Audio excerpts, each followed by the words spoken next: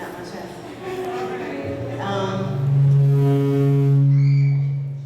Well, I want to start off. Unlike everybody else who said Pastor asked them, I didn't get asked. At Hershey Park, Pastor came and said, "Are you working Sunday?" I said, "Yes."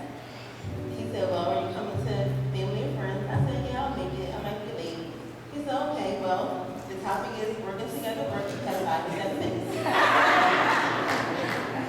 So I didn't get asked.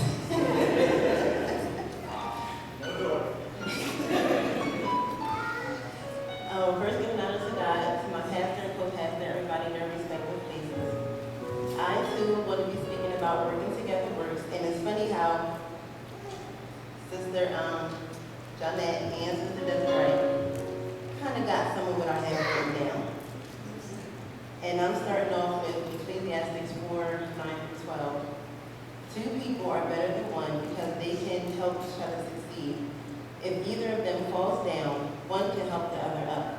But pity anyone who falls and has no one to help them up. Also, if 2 lie down together, they keep warm. But how can one keep warm alone? Though one may be overpowered, 2 can defend themselves. 3 are even better. For a cord of 3 strands is not quickly broken. Now, I kind of went a different way as the other 2 speakers before me. First, I was kind of thinking about things that require more than one person to work.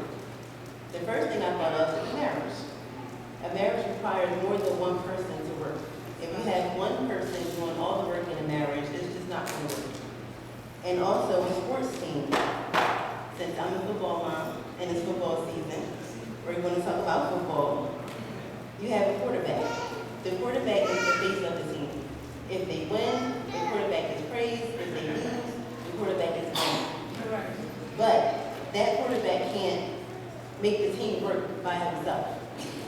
He needs that receiver to catch the ball when he throws it. The receiver who catches the ball needs those people in front of them to block so they can get to where they need to go. So that's another example of something that can't work with one person. And even running a fast food restaurant, something as simple as that. When you go to your Wendy's, McDonald's, Burger King, wherever, you never see just one person in there. It won't run smooth with one person. You have somebody at the register on the inside, somebody in the drive-thru, somebody on fries. It takes work. Somebody cleaning the tables. It just takes work. And working together, as you see, McDonald's is popping up all over the place. Working together works. And last but not least, getting a church moved in ready, hint, hint.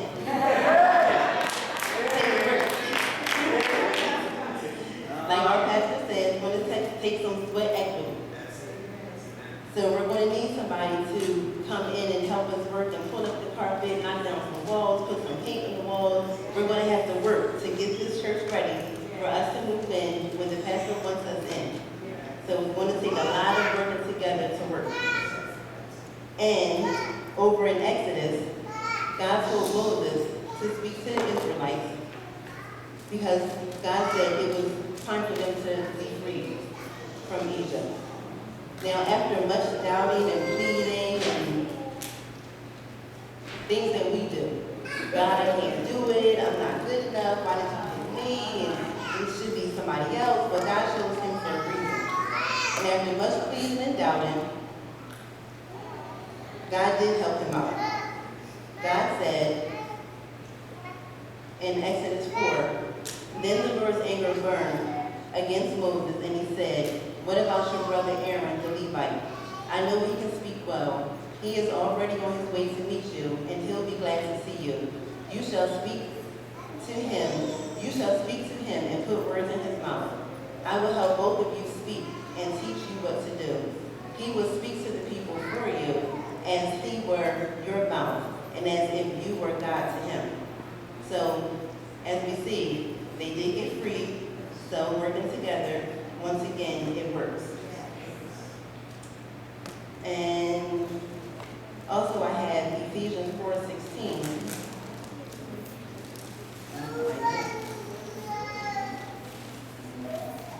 Ephesians 4:16.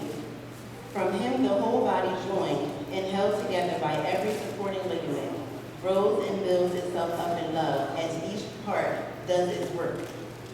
So that's just like here in the church with our church ministry. Everybody has to do their part for this to work while we're here. And nobody has a little job. Everybody's job is just as important as the next person. From the person cleaning the floors to the person wiping the windows, the usher, the sound man, our band, our choir, our greeters, our members, our trustees, our pastor, co-pastor, our first lady. Everything has to work. Everybody has a job to do. And if one person slacks off in their job, it kind of messes up the whole body. Just like your body that you have, if you have pain in your foot, it can radiate somewhere else. And eventually, you're going to have pain all over. Just because that one body part wasn't functioning. Now you have pain somewhere else.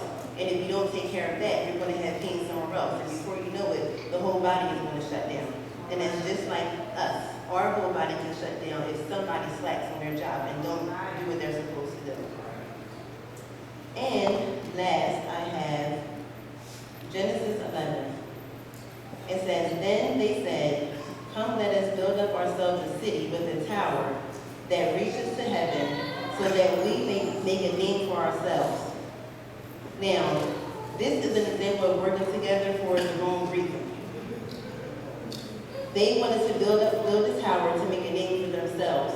That's not what we're here for. We're not here working together for ourselves. We're working together to please God. We're working together to bring them in and build them up and send them out. We have to and work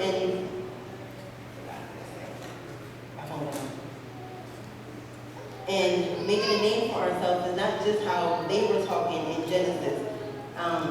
We need to be mindful of what we're working towards.